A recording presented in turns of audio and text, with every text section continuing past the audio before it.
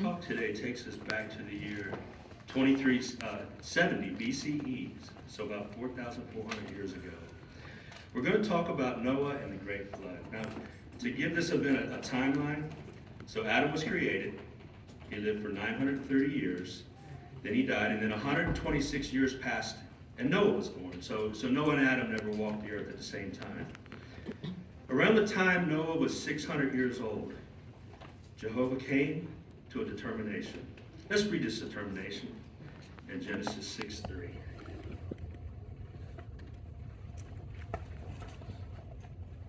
Should have got the tablet ready ahead of time. Genesis 6 and verse 3. Then Jehovah said, "My spirit will not tolerate man indefinitely, because he is only flesh. Accordingly, his days will amount to 120 years." So, at the time of the rebellion of Satan, Adam and Eve, Jehovah put into motion that eventually he would restore everything back to the perfection that Adam and Eve have tossed away. And this would happen after years and generations of mankind being able to choose either God's way or Satan's way, a testing. However, when Jehovah made this declaration, 120 more years and then no more, things had gotten so bad and so wicked that Jehovah had to do a reset. Basically, he had to start over and then to put into place certain rules to restrict Satan and the demons' powers over mankind. So let's drop back a little into the early centuries of human history, and we'll get to why Jehovah decided he could only tolerate just that 120 more years and then no more. So early men, when we say early men, some people think of cavemen. We know that's not true. Early men, from Adam down to Noah, they were just like, in most ways, they were just like us. They built homes, they had families, they planted crops, they had livestock. They bought and sold and exchanged with others. But in one way, there was a major difference between them and us. A man could live 800 years and more in this early era of mankind. In fact, we mentioned that Adam lived to 30 years old. The oldest recorded man was Methuselah. He lived to 969 years old. Noah himself lived to 950. He was 600 years before the flood and another 350 years after the flood. The people in the pre-flood world would have such advantages that we don't have. We can only live maybe 80 years compared to their 800 years. So century after century, they could expound on their wisdom. They could expound on their experience. So this should have been an amazing culture of people. But like us today, they had a choice to make. Then and today, Jehovah welcomes us to choose to worship him and get all the blessings that come with that choice. So what went so wrong that only 1,600 years into man's existence, God decided that it was enough, that he had to make a change? Well, our first clue is found in Genesis also. Genesis 6:1 and 2. In Genesis 6:1 and 2, it says, "Now when men started to grow in number on the surface of the ground and daughters were born to them, the sons of the true God began to notice that the daughters of men were beautiful. So they began taking as wives all they chose." And then also in 4, "The Nephilim were on the earth in those days and afterwards. During the time, the sons of the true God continued to have relations with the daughters of men, and these bore sons to them. They were the mighty ones of old, the men of fame." So we're introduced to some characters in these verses that had a huge impact on the direction mankind was now moving. The sons of the true God, mentioned in verse 2. Well, these were angels. The angels were created for heavenly life, but imitating the rebellion of Satan, many angels rebelled against God. They took on human forms because they wanted to be with human women. They were the first sexual predators. This was not a peaceful, loving arrangement. And you can tell by the verse it says they took. So as a result of this unnatural union with women of the earth, sons were born to them. And these were called Nephilim. Now Nephilim means fellers, those who cause others to fall down. In other words, they were murderers. Now, because these Nephilim had human mothers and angel fathers, they were different from regular men. They were giants. So these angels, they turned their back on Jehovah. They turned their backs on the rules of nature, rules of conscience, anything that people who want to follow God look up to. They had union with women based on lust and perversion, and they raised sons, and they gave these sons no values and no morality. And because these sons were of such great size and strength, these sons could do whatever they wanted. These angels have a cruel hatred for humans, because they see us as God's creation, and they chose to be in opposition to God, so they hate mankind. But they especially hate those who choose to follow Jehovah. So these sons of God, their Nephilim offspring, really took mankind down a violent and perverted path in those days. In verse 4, it says they were also men of fame, so likely they were worshipped by many. So this is where we were when Jehovah decreed 120 years and no more. He was going to put a stop to it. So this brings us back to Noah. He and his family, they worshiped Jehovah. They were the only ones. Noah had to endure the insanity around him for 600 years until God spoke to him and explained what was going to happen. In fact, let's read what Jehovah said to Noah in Genesis, still in 6, Genesis 6, 13 and 14. It says, after that, God said to Noah, I've decided to put an end to all flesh because the earth is full of violence on account of them. So I'm bringing them to ruin together with the earth. Make for yourself an ark from resinous wood. You'll make compartments in the ark and cover it with tar inside and outside. And 17. As for me, I'm going to bring floodwaters upon the earth and destroy from under the heavens all flesh that has the breath of life. Everything on the earth will perish. So in these verses, we learn how God is going to end wicked mankind and how he planned on keeping a few alive to repopulate. So in the Bible, in Genesis, here we have the accurate documented history of the great earth-wide flood of 2370 BCE. Those of us who cherish the Bible, cherish God's Word, we believe this as historical fact, that it took place 4,400 years ago. However, many believe that the story of Noah and the flood is just a story, a fictional account. Let's look at some lines of evidence that the flood of Noah's day was a historical event and actually happened. First, the Bible account. It gives very detailed accounts. The Genesis account gives us the day, the month, the year that the rain started. It tells us where the ark finally rested and when dry land appeared. And for the building of the ark, we have the precise width, length, and height. They're all given. The materials used to build it. Also in the Bible, references to the flood as a real event are made by the prophets Isaiah and Ezekiel, and by the apostles Paul and Peter.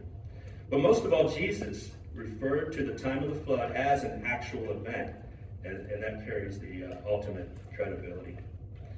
Now, evidence beyond the Bible, another line of evidence is that practically all ancient peoples have legends of ancestors surviving a world flood.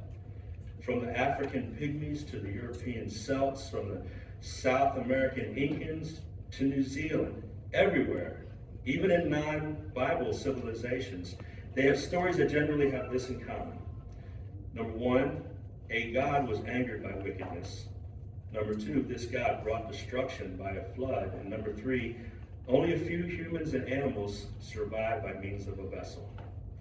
My wife and I were at the Houston Museum, and they had a display, and on the plaque it said, the Dogon people believe that they descended from a race of amphibious spirit creatures from the stars, and that 8 water spirits came down in an ark and populated the earth. So these stories are everywhere about a flood. Then after the Bible, the oldest written account that we have of a flood legend is with the Chinese. And this was about 1000 BCE.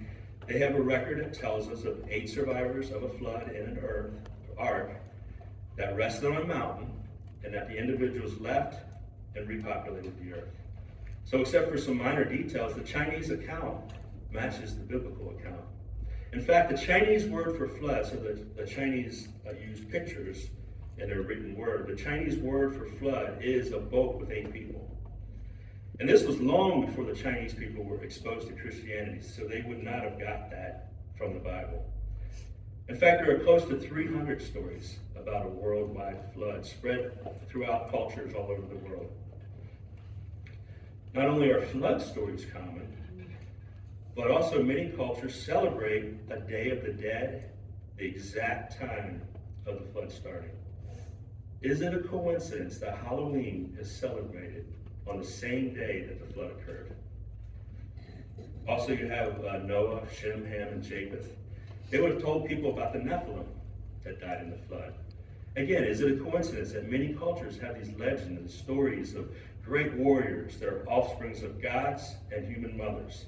Hercules, the son of Zeus, Thor, the son of Odin. So these flood stories found in just about every civilization on the earth, mixed in with stories of powerful humans that were children of gods, and the festivals and celebrations to the dead that are held on the date that the flood began give strong evidence that the flood was an actual event. So let's shift to another line of evidence. To begin, let's read Genesis 7 now. Genesis 7, 17 through 20. The flooding continued for 40 days on the earth, and the waters kept increasing and carrying the ark, and it was floating high above the earth. The waters became overwhelming and kept increasing greatly upon the earth, but the ark floated on the surface of the waters. The waters overwhelmed the earth so greatly that all the tall mountains under the whole heavens were covered. The waters rose up to 15 cubits above the mountains. So this Bible account describes the earth as completely covered by water, to the point of even the highest mountain was underwater by 15 cubits. So that'd be 22 feet. Now, for this to be accurate, it brings up a few questions. Where did all this water come from? Where did all this water go? We know that water is extremely heavy, so it would have had a drastic effect on the earth. So is there evidence of a drastic effect from a worldwide flood 4,400 years ago? So where did the water come from? Where did it go? Well, the where did it go part is easy. All the water from the Great Flood is still here on the earth. 70% of the surface of the earth is still underwater. There are 10 times more water volume in the oceans than there is land above sea level.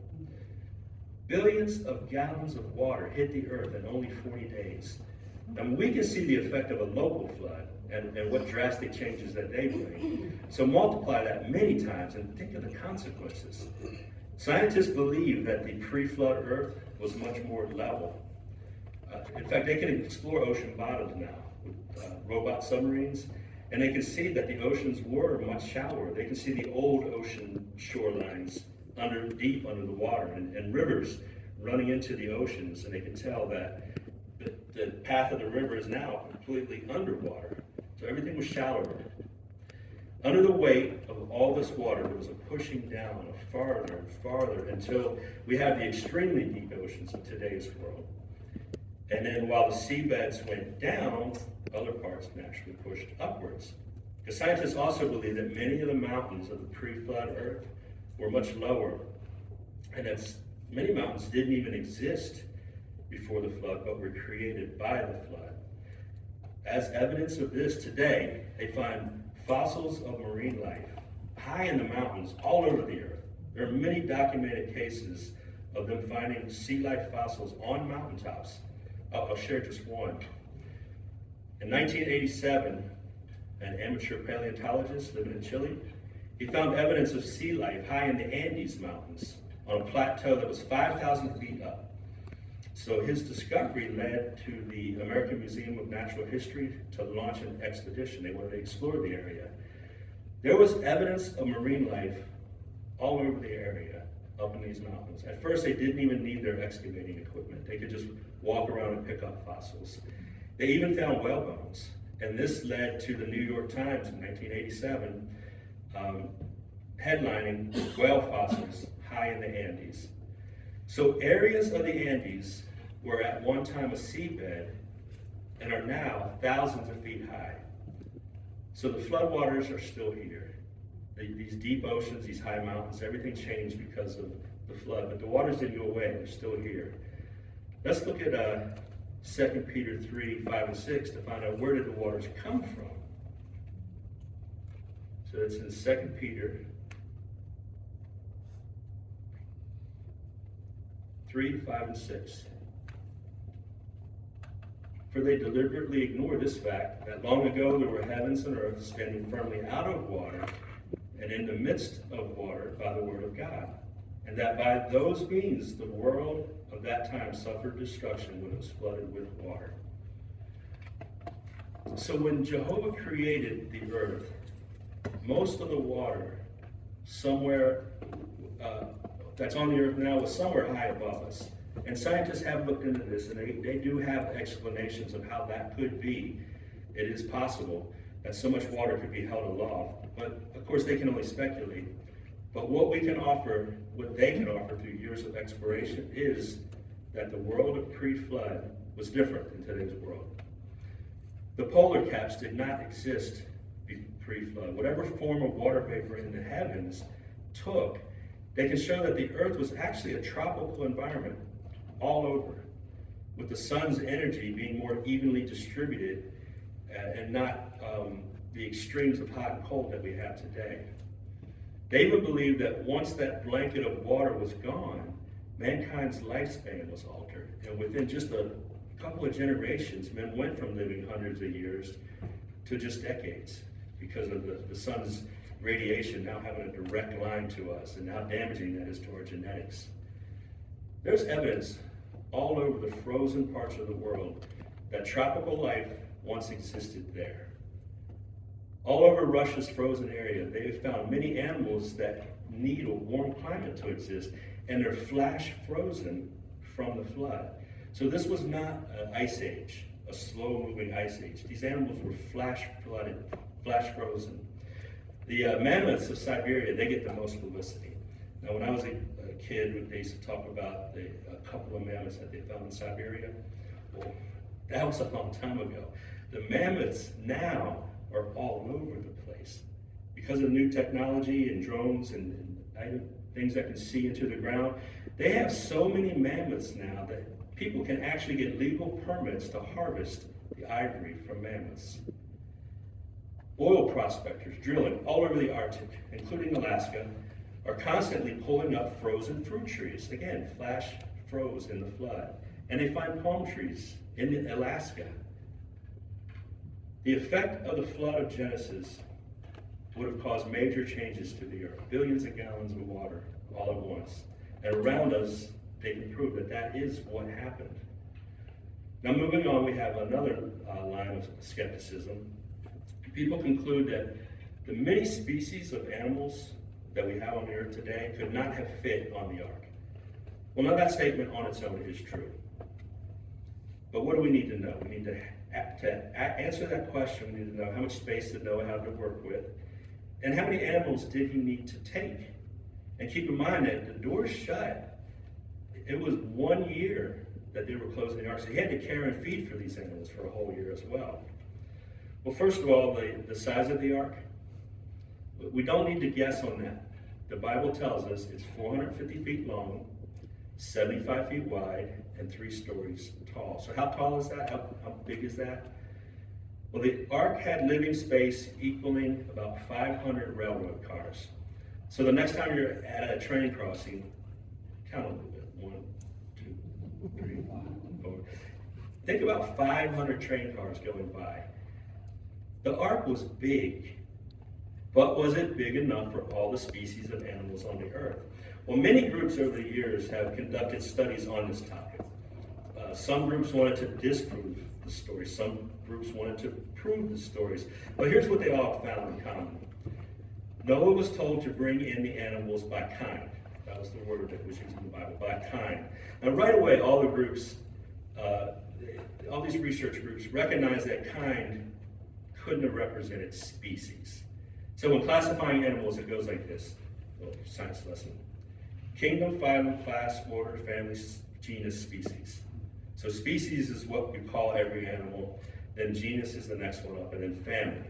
So the research groups, they realized that to achieve the variety of animals that we have today, given the 4,400 years of breeding since the flood, Noah would have needed to bring a breeding pair from each family.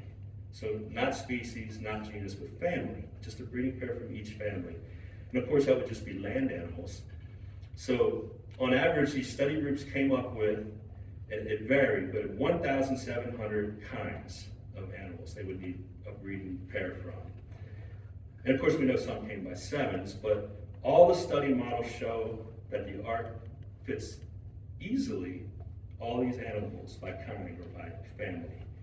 And with plenty of room left for exercise, lots of space for food and fresh water to be stored for a year, the models show just a roomy, comfortable situation. Some groups even calculated a model using genus, and this increased the number of animals significantly. However, they still found it doable. So it doesn't say in the scriptures, but we can also conclude that they would have brought young animals, maybe even babies, with years of breeding life left. So they would have been smaller. And even if they were all full grown, if you take all of the land animals, only about 10% of all the families of animals are bigger than a sheep. So what we know is that the animals do fit the ark. So we have an accurate account of what happened back in 2370 BCE. Because of the violence, sexual depravity, the demon influence that was rampant on the earth, Jehovah had to step in. He had to do a start over. He had to set limits on the demons. It can't be a true testing of humans using our free will to choose God if these giants, these Nephilim, were just running around killing everybody. By force, Satan and the demons could have wiped out all righteous people from existence, and they wanted to, and they would have, but Jehovah stepped in. Let's look at 2 Peter. I think we're in 3, 5, and 6, but now let's read 7.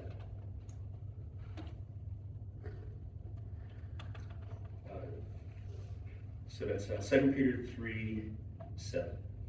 By the same word, the heavens and the earth that now exist are reserved for fire and are being kept until the day of judgment and of destruction of the ungodly people. So the flood of Noah's day serves as a warning for us today. Jehovah will not tolerate wickedness forever. Soon, just like then, God will act on behalf of the righteous and will clean the wicked out from the earth. That world was filled with violence, wickedness, demon influence. Those demons are actually still alive. They had to leave the earth in the flood, but they're still alive. They still hate us. Back then, they made Nephilim children, and they walked around killing people. But today, they don't have that power. Jehovah reduced their physical capabilities. Well, he had to, but they still influence everything around us. They don't have to kill us now.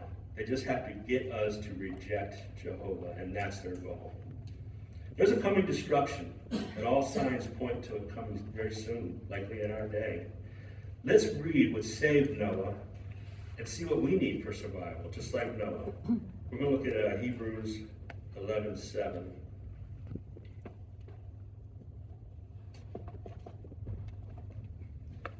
Hebrews 11:7, we read, "By faith Noah, after receiving divine warning of things not yet seen, showed godly fear, and constructed an ark for the saving of his household. And through his faith he condemned the world, and he became an heir of the righteousness that results from faith." So what saved Noah was his faith, his righteousness, his obedience to Jehovah, all things that we need to imitate. Let's also read what Jesus says about the timing of Judgment Day. And this is in Matthew 24, starting in 36. So Matthew 24, 36. "Concerning that day and hour nobody knows, neither the angels of the heavens nor the Son, but only the Father. For just as the days of Noah were, so the presence of the Son of Man will be. For as they were in those days before the flood, eating and drinking, men marrying, women being given in marriage, until the day that Noah entered the ark, and they took no note until the flood came and swept them all away, so the presence of the Son of Man will be. Now Jesus was aware that the ones he addressed in this verse knew about the violence of Noah's day. But what did Jesus focus on? Well, he pointed to the complete apathy of the day. They were just marrying and not paying attention to what was going on. Now Jehovah doesn't punish without warning. In 2 Peter 2:5, Noah is also called the preacher of righteousness. And in that 40 or 50 years that it took Noah to build the ark, he also warned that ancient world. We don't want to miss the purpose of the flood account. There's a hard and fast cutoff to be inside Jehovah's organization. And this is a sobering thought. Many probably had long conversations with Noah. They probably agreed that times had gotten so bad and that change was necessary. But they were not willing to take the step of helping Noah build the ark or preach to others. I mean, what would their friends and family say if they saw them hanging out with Noah and acting like Noah? So they were content to go about with their lives, hoping that the violence and the insanity of the day wouldn't affect them and their family. At one point, the Genesis account tells us that Jehovah shut the door of the ark. And at that point, it was too late. Jehovah allowed enough time for the people to choose destruction or salvation. Now, many today, they'll listen to Bible truths and they'll agree with what they hear. But what would their friends say, and what would their family say if they started hanging out with Jehovah's Witnesses and living by Jehovah's standards? So they back off. And again, they hope that the violence, all the things that take place in our day won't affect them or their families. However, soon Jehovah will shut the door. Whoever is on the inside will survive, and those not are going to be in line for destruction. Like Noah, obedient mankind will be able to start fresh on a cleansed earth. Only this time, that testing will be over. This time, Jehovah's original purpose for the earth and mankind will be restored, including living forever on a paradise earth.